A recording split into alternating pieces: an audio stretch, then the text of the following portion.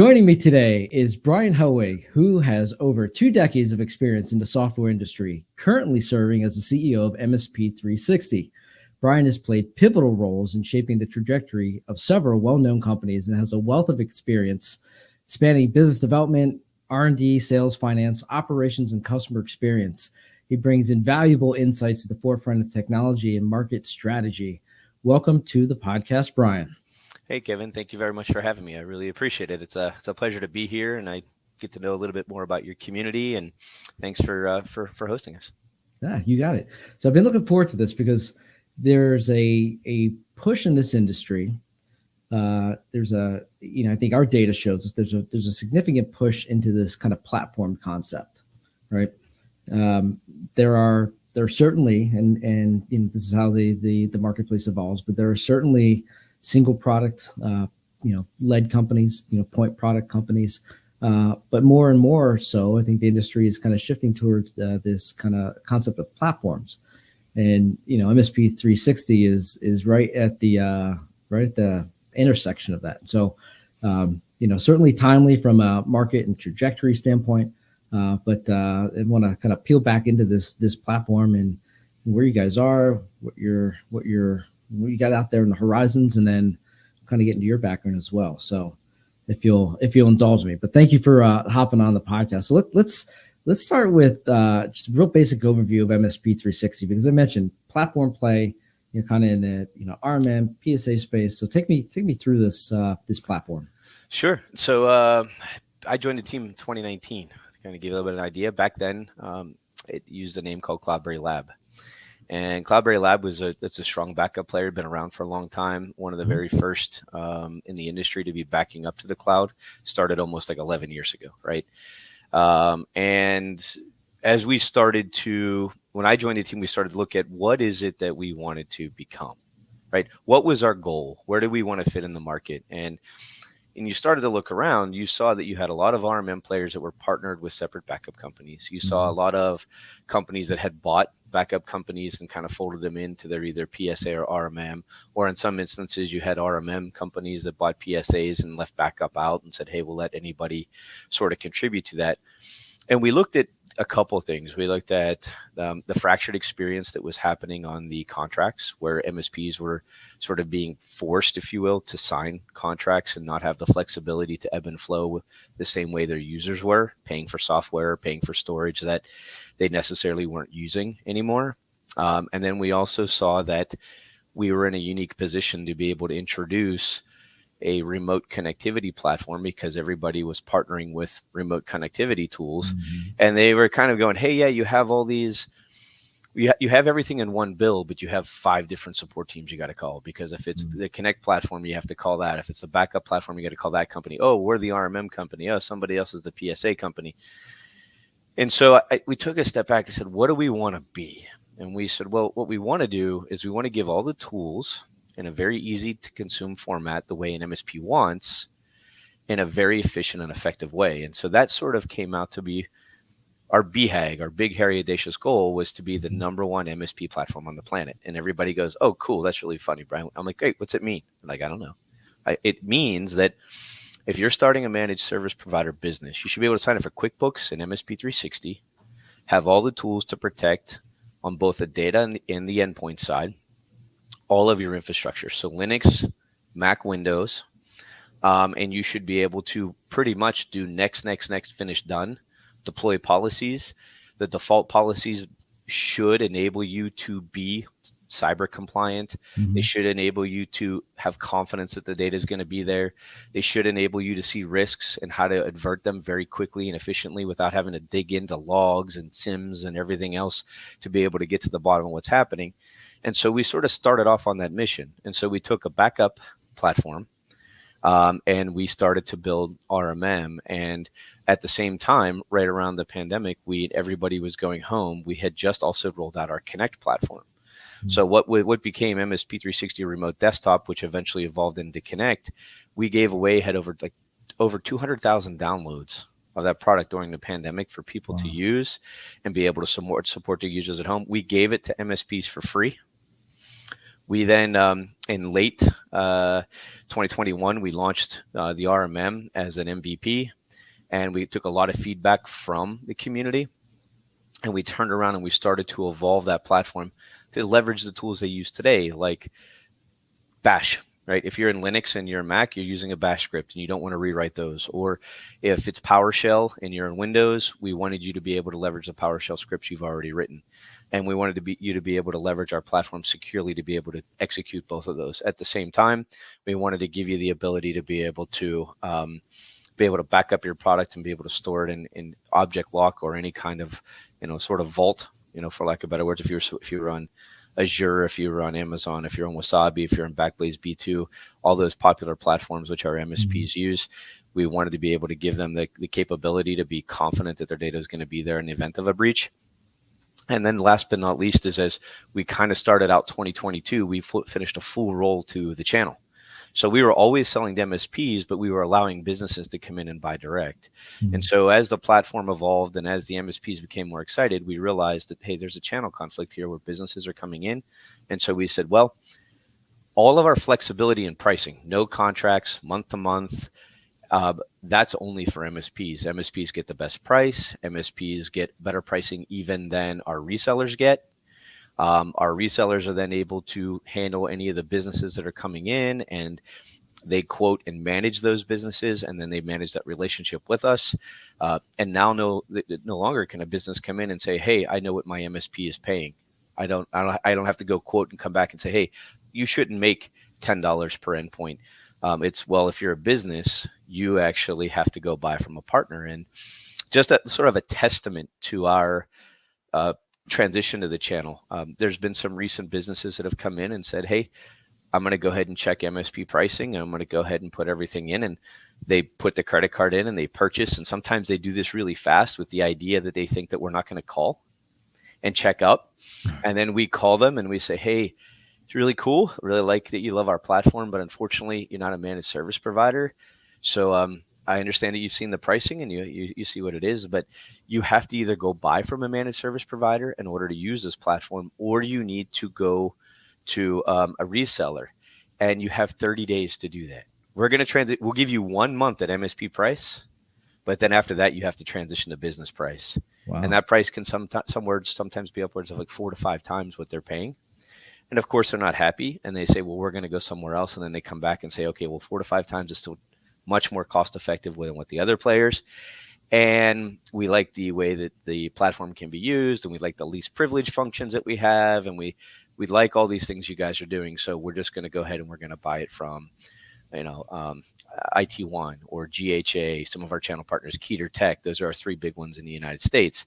And so as we start to work with them, there's been a couple instances where businesses have said, you know what, if you don't honor this price, then I'm going to leave. And we say, okay, we're not going to allow you to purchase direct from us and actually undermine the channel. We believe in the channel and where it's going. And so that's been sort of the transition on both the platform and the business side over the last 5 years. Introduction of RMM, introduction of Connect, coupled with our backup product, and then the full pivot to the channel, making MSP pricing the most cost-effective pricing, the most flexible, no contracts. Businesses have to buy at least for 1 year, and they're going to pay significantly more. Wow, man, there's so many nuggets in there. One thing that you mentioned, and as I was kind of poking around on the platform and kind of getting familiar with it, you mentioned that you kind of start with this concept of security first, mm-hmm. right? Where I think some vendors, talk a good game, sure. But then a lot of vendors, they say their value proposition is that, you basically, it's a ground up build, right? You turn on what you think you should turn on. You turn on, reporting logs, whatever. And you bring it to this, this state that you desire, right? But the approach you guys are taking is, hey, this is an optimal, security, state, right? And then you have the ability to kind of toggle, based on the customer or based on the role, what have you. Seems like that's in my opinion, it seems like a smarter way to deploy. It is, and mostly that comes from our experience that when a breach occurs, and the first question that we ask is, did you have object lock on, right? And they say no, and we say, right. They say, we didn't even know you offered that, or tell us a little bit more about how that works. And, okay, well, did you do 3-2-1? Do you have it at a couple different locations? Yes, I do. Okay. So then we're able to get the data back, right? But it's a lot easier to be able to pull the data from the cloud where it was to begin with. And then you start talking to them about all the different options that are out there. And the MSP goes like, look, all I want to know is that when I run that backup, that my data is going to be there no matter what, especially when it comes to cyber compliance and making sure that my customers have cybersecurity insurance. And I'm going to do the right things that are going to enable them for that policy to be in effect so that my errors and omissions doesn't kick in, right? There's just a recent lawsuit, $1 million lawsuit from a law firm to an MSP and another backup provider. I don't want to use any names because, both of these guys right now are in a tough spot. And basically the law firm is saying, hey, we relied on both of you for the data protection side of life, the configuration and getting everything up and running. And so we look at it and we say, hey, when you set things up right out of the gate, we suggest you use object locking. Do you want to enable object locking on in your Wasabi platform, in your Amazon platform, Azure platform, or Backblaze? Yes. Okay, now that's enabled. Now let's start the backups. Sometimes, people set an object lock policy might be a little long, and we were able to work with our relationships with Wasabi and Amazon and Azure and those guys to be able to say, hey, can you release this vault? Let's work together, get it tuned, and then let's make sure that we're optimizing your storage footprint the right way. And then the confidence starts to build. And then from there, when they get into the endpoint side of life, we have what comes out right away is, hey, are all your security patches up to date? Here's the third-party patch tool that we just implemented, which is WinGet. We're getting ready to look at Chocolate for all the other platforms that are out there, so that way it tells you, hey, these systems and these programs are susceptible because the best practices aren't in place. And then, things like firewall or a EDR EPP, our chosen one is Deep Instinct, and they work quite well in the MSP space. They have a better efficacy rate than their other competitors that are sitting out there. At least from what we've seen, and especially a lot of the Microsoft tests, they have around a 99% efficacy rate. I think some of the other competitors have somewhere like the best is probably around 85%, right? I mean, that's still 15% error, right? Sure. Yeah, if you had those kind of chances that 85% of the time the plane was going to land, you probably wouldn't get in that plane. Right. Right. Right. Yep. So we look at it as, if I have an 85% chance that my endpoint's going to be protected proactively, what other platform is out there that allows for me to take advantage of that's closer to 100% staying ahead of it? And the answer is Deep Instinct. So that's why we picked that partnership. The other reason why we picked that partnership and we didn't build our own was because I feel like it's sort of like a fox in the hen house kind of thing. When you buy a storage or a security platform and a PS or like an EPP EDR, and you add it into your platform, all of a sudden, what's the first thing you do? You whitelist all your tech, right? Your whole stack. Yeah. Yep. So the minute your stack becomes compromised, it's whitelisted. It doesn't matter. Right. And so this way, having this independent view, there's been some instances where we have our own technology has been flagged by Deep Instinct, and we're on the phone with them saying, hey, we did all of these things. We registered everything correctly. But you guys work with us. They jump on it right away. They get their brain trained. They work through it. They go through a test to make sure it hasn't been breached. And they come back to us and they go, guys, it looks good. We'll go ahead and make the adjustment on the signatures. Thanks for letting us know. We're getting a little bit better at making sure we're being more proactive with that. My point is that I don't know any other vendor out there that wants to sit down and will admit that when the product gets out, if the EDR EPP kicks it up, we trust the EDR EPP to tell us, hey, is something going wrong? If it is, then stop it. If it's not, then we'll work with them to figure it out. I realize it's a little bit of pain for the MSP to have not a few backups run for maybe a day or so. But at the same time, we don't want to make sure that our agent is the one that's causing a problem, right? And then on the data side of life, if you're actually have everything set up to have object locking and things like that in place, the end result is the data is going to be there when you need it. And there's one other thing that we do that's probably a little bit different. Every failed restore, I'm on it. Me personally, everyone. It's a culture of accountability. It is not, everybody in this organization knows that we don't do a backup just to do a backup. We do a backup to make sure that the data is there. And if we ever have a situation where we're unable to get the data back, we pay to rehydrate the drive. We will pay to fix the drive and bring it back and move on. my dev team still works with that data set to find out what went wrong, how to bring it back, work through it, find out, make sure it's resolved, make sure that is it an error message or is it a warning? What does it really mean? And I started that culture of accountability in 2019 when we started to have some of these bubbles. I said, I want to be on these calls because I want to understand. As a former IT guy myself, a long time ago, when I would run backups and my boss would call me and say, hey, I accidentally deleted the accounting drive by accident and all the payroll files. Could you do me a favor and bring it back? There's nothing more daunting than thinking in the back of your mind, oh shit, did that run okay last week? Right? Yep. Absolutely. And then you're going, oh my, like, what am I going to do? And you go off and you run that tape and you're like, all right, it's there. Right. And then you get the phone call in from accounting and they're like, hey, we know that Mike accidentally deleted this, but I see that like all the data is a week old. Can you like increment it up, or do we have to go back and find all those transactions, reconcile everything from the bank accounts, do all these things again? You're like, oh. So you start stepping it up. Maybe you get to 24 hours within, that restore. Every MSP deals with that every day. And so that's just why, like, I mean, you have to have that confidence that data's there and it's going to come back. And it's great when we're at shows where we hear customers come say, you saved our ass. Like, yeah, great. That's what we're here for. I was just pulling up the product reviews on the site, and on the backup side. And yeah, I mean, I think the industry agrees that you guys are moving fast and doing some great things. And so, you kind of mentioned, and I love the fact that you're jumping on. You talk about this concept of accountability, or there's that concept out there of extreme accountability. You think that's one of the reasons why you guys have scaled and developed as fast as you guys have over the last couple of years? Because it seems like, I mean, there's development at lightning pace, but then there's excellent development at lightning pace, and then having raving fans. So I mean, it seems like that might be part of the ethos there.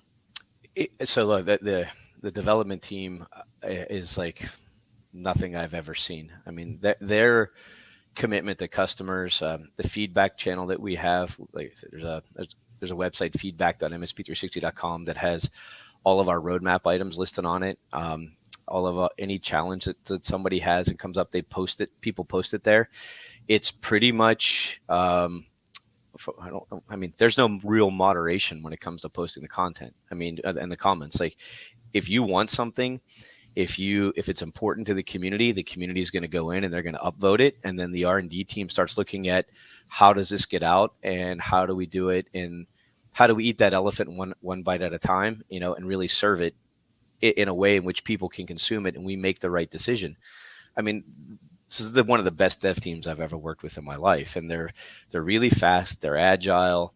Attention to detail is amazing. They're very, very, very, I want to say, like, respectful and cautious when they start making backup changes, and the way in which we were pulling data together and how we were archiving it and how we were retrieving it. They said, hey, look, when I first, I think it was 2020, our restore time, from an image was like hours. If it was like 350, 400 gig, it could be a couple of hours. Now it's like seconds to minutes because of their dedication to actually saying, hey, we want to improve the customer experience.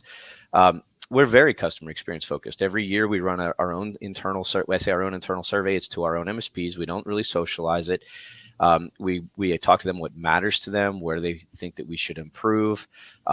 We look at how we're moving up market and if we're still taking care of the lower end of the market of the guys that got us there. And we try to make sure we keep that balance, because they have different needs. But as the platform evolves, it can't become so complicated that it's hard to use. That's why the founders themselves, Andre and Alex, sat down one day and they said, hey, this was like late in 2020, beginning of 2023. They said, we want to focus on scalability and usability for the next 18 months. We want to make it so that the low end of the customer base just gets it and it works. And we want to make it so that the high end of the customer base, that the bigger guys that are out there running 7, 10, 20,000 endpoints, they're able to manage it effectively and easily as well. And so they went off on that mission by working with customers at all ends of the spectrum. We hired a VP of product management, Oleg Spoon, who's been great. I worked with him at Netrix. And he's gone and he's kind of dove in and he said, hey, this is where sort of some of our challenges are. We hired the UI experts that we brought in. We hired the uh, more developers, and we just sat down, and then they started kind of just deploying and updating. And then we started to get, you start getting you see the feedback coming back at the shows. Hey, I noticed these changes and this is getting easier. And I'd really wish you guys would work on this. Our next big feed is kind of like a new licensing rewrite that allow you to dynamically change licenses on the fly from different versions, auto deploy from a pool rather than having to assign, post payment mode. What we call post payment mode is consumption, only available for MSPs. That actually works more like Slack or something like that, where you add an endpoint on, you're only charged for the time that you use it, and then if you take it off, it's deactivated. If it's really that simple. And so we're trying to basically improve that, and that's all based on customer feedback. And then the RMM side was all built the same way. We started off with an MVP. We had 350 people that signed up right away. We started to charge for it and went to like 10. We were like, okay, so 10 people are willing to pay us. So you're like, okay, now what are we going to do? Right. So you start to talk to those 10, and then you start to find out why everybody else didn't like it and what was happening. And the dev team that was running that went ahead and dug into all the feedback. And then they just started moving through better alerting, better tagging, better reporting. And then it was, okay, now we're kind of getting to a point where third-party patching has become critical. They went off and they did a lot of research, and they came back and said, hey, WinGet is the way to go. I wasn't so sure if WinGet was the way to go, but they were convinced, and they implemented WinGet, and we saw a big jump. And now, we're almost at 400 customers using it. We're hundreds of thousands of endpoints are protected now. At least 50,000 plus endpoints now are protected, on our way to 100,000. And people, the MSPs, again, our model works for them because it's, in one hand, backup, everybody gets charged per endpoint. But on the other hand, they're like, you know what? I don't back up everything. I want to be charged per admin in the RMM. And we looked at those models and we said, should we do per endpoint or should we do per admin? And while it was a little harder to position it in the market, it was the MSPs don't like to be penalized for monitoring things. And that's how they look at it. Yeah. So they said, you know what? Just because I'm an admin and I'm monitoring, it doesn't mean I'm necessarily charging for it. I could just be looking at it and I might have to make a different decision. And so we said, well, then let's go per admin in this case and per endpoint in that. And they said, awesome. And so we're working on refining some of those market position tactics, especially around the way the quote calculator and things like that work on our website. But absolutely, the customer feedback and the getting that to the product team and getting it to the dev team to be able to implement it it's really, really the support from the dev team to make the product-led growth easier has been amazing. Can't ask for anything more. That's great to hear, because if you go out on, and I try not to do this often, but you go out on some of the Reddit boards, sure. Especially because you're in a tough market, right? I mean, in the sense that, you back up in RMM particularly, right? They're mature product categories. Yeah. And to make a dent in those product categories, I mean, you have to be on point. Yeah. Because, RMM, maybe you talk about sticky products and ones that are difficult to displace, maybe back up a little bit less so, but that's a challenge, right? And so to gain the adoption that you guys have gained as fast as you guys have come out and started iterating is pretty impressive, because you have the legacy, the big guys, the Kaseyos of the world, and you have this whole kind of group of upstarts that are out there as well. And you guys, seemingly just based on this approach, this kind of platform approach, have you've made a lot of traction over the last couple of years. You bring up Reddit, so we have a board, right? And when we meet once a quarter, and one of the members on our board says, if you ever really want to know what's going on with a product, just go to Reddit. Right? They're the most critical and also at the same time honest when it comes to praise group. Mm-hmm. It doesn't matter what product. It could be just backup product. It could be the MSP subreddit, right? Yep. Those guys, they're going to tell you exactly how they feel and exactly what they think is wrong.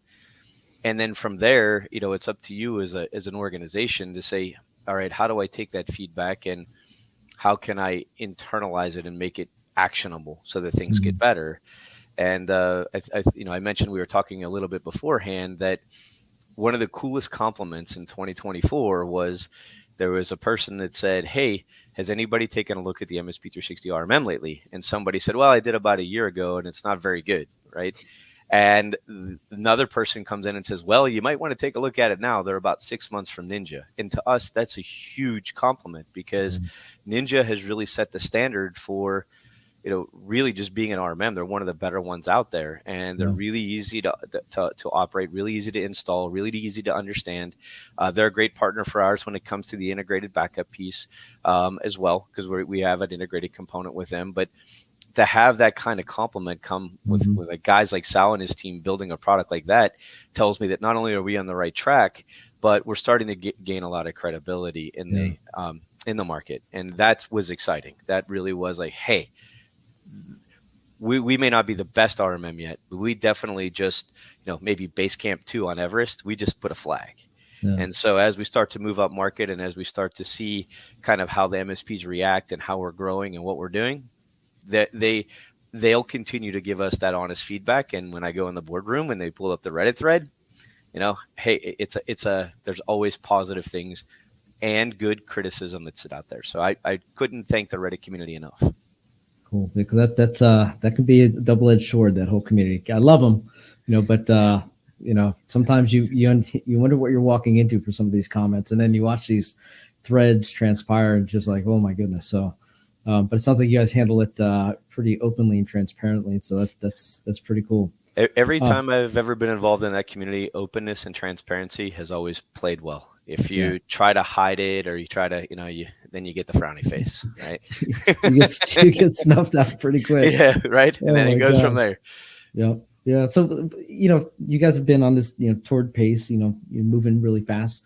As you look forward, like what are the things that you guys need to do to really, outpace the competition, or what's on the roadmap, I guess over the next 12, 18, 24 months? So,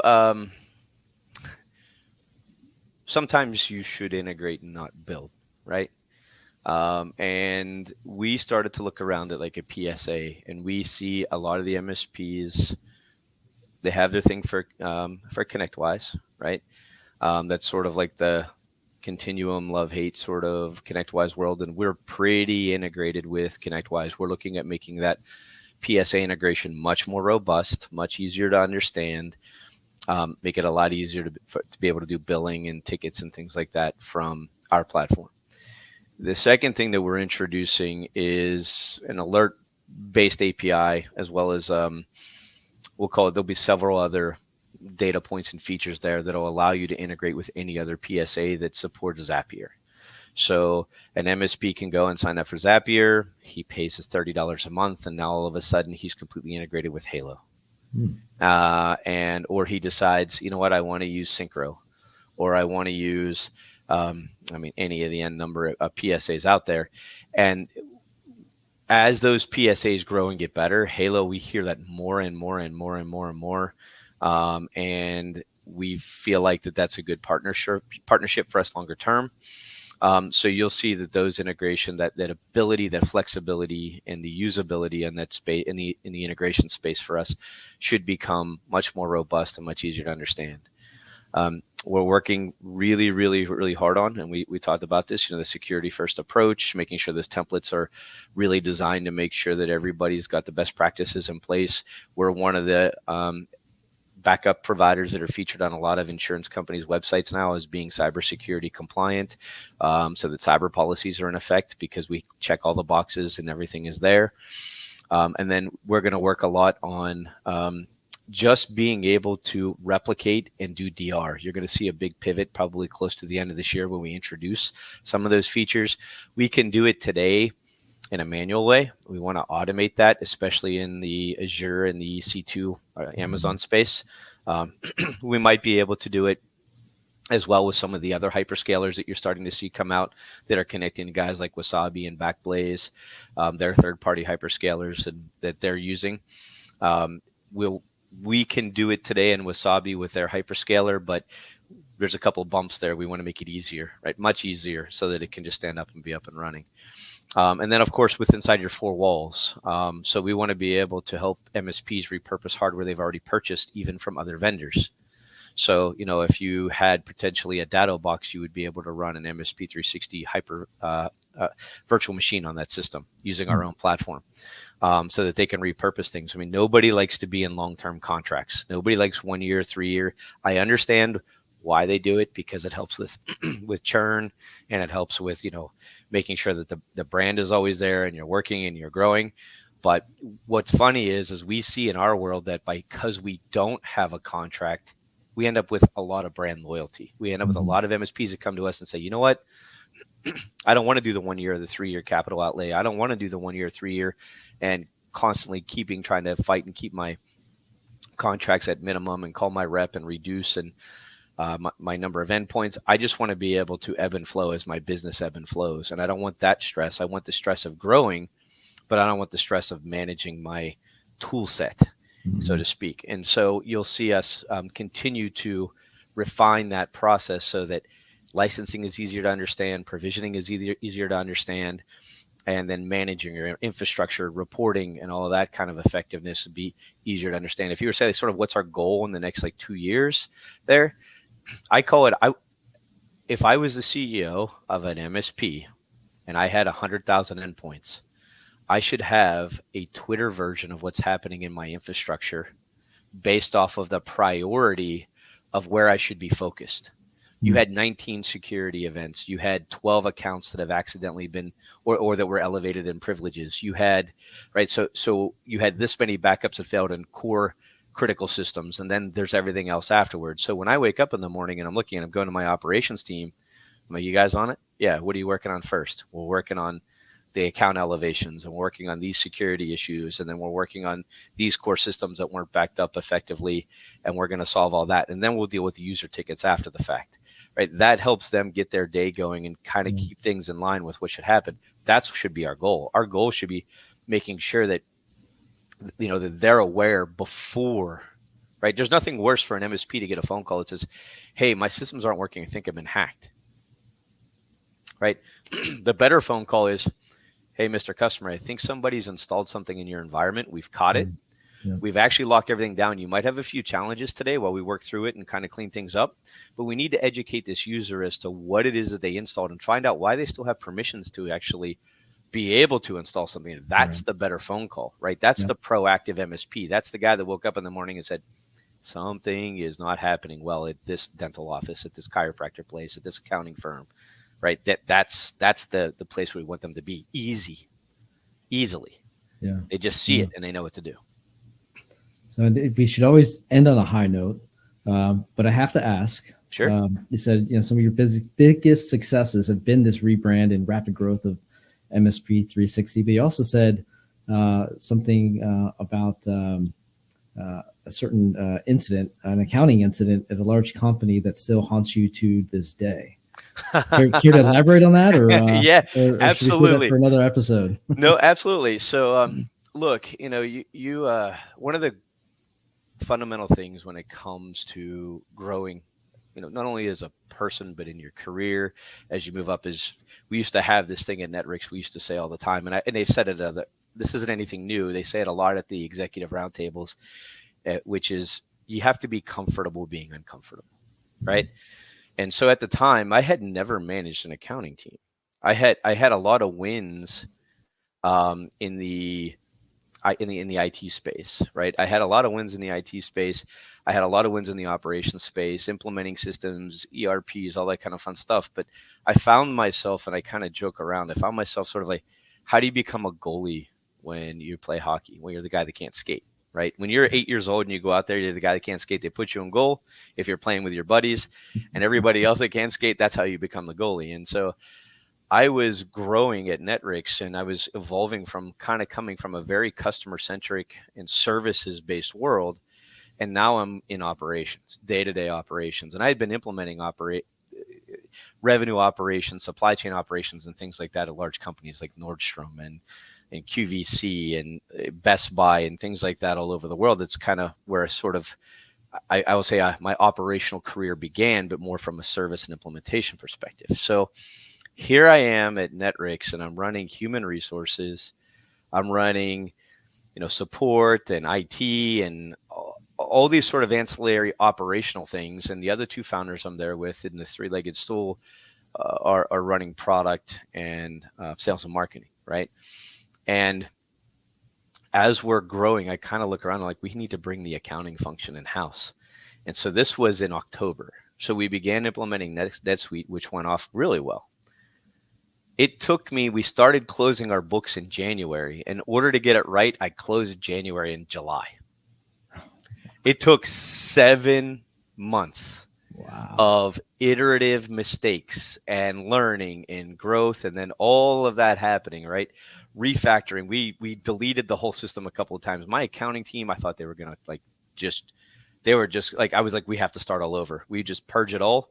And they were like ready to wring my neck. They're like, we could do this with journal entries. I'm like, no journal entries, none of this. Like, I didn't even know what a journal entry was, right? I'm like, what the hell is a journal entry? I'm like, oh, that's hacking a database. That's the way I looked at it, right?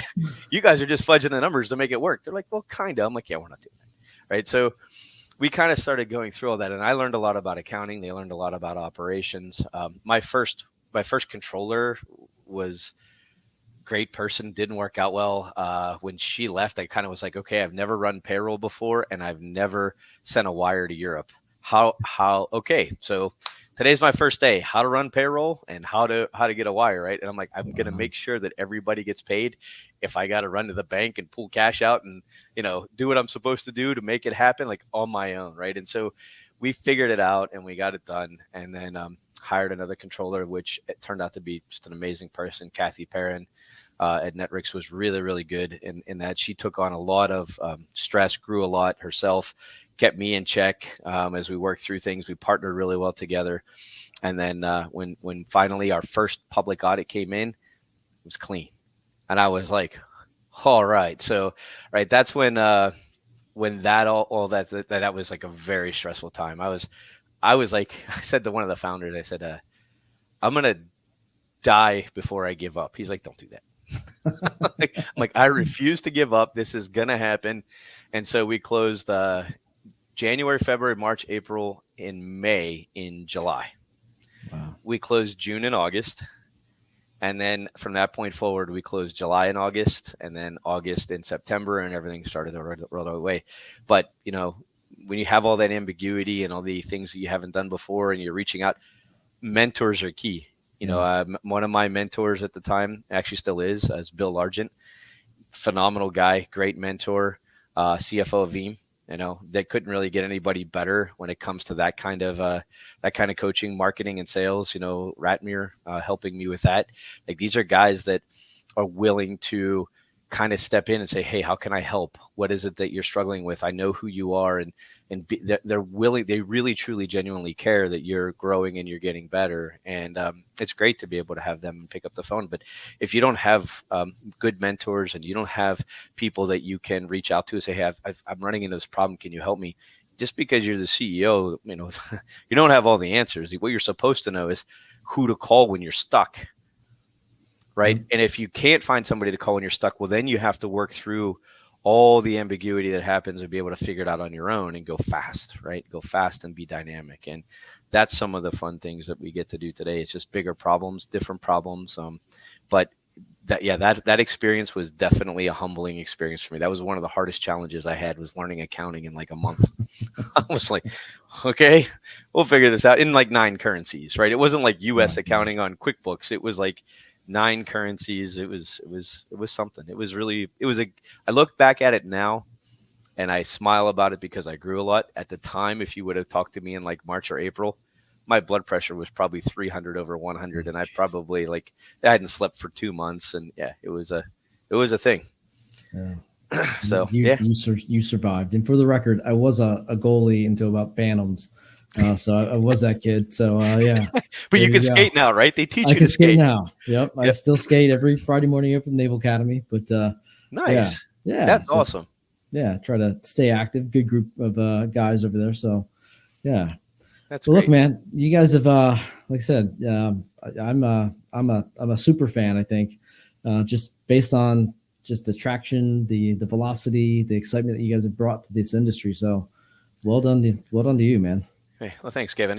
Actually, we can't do it without people like Channel Program. I mean, really can't. I mean, at the end of the day, you guys are a great community for us to be able to talk to. You're great, the users that are there. We don't do this alone, right? We don't do it without G2. We don't do it without you. We don't. I mean, we don't. We're not able to. But that kind of feedback helps us get better, and these kind of relations help us sell more. So it's all good stuff. So great partnership, and I do appreciate the time today. You got it. It's all good. All right, man. Appreciate it. Talk to you soon. Have a great. Take care.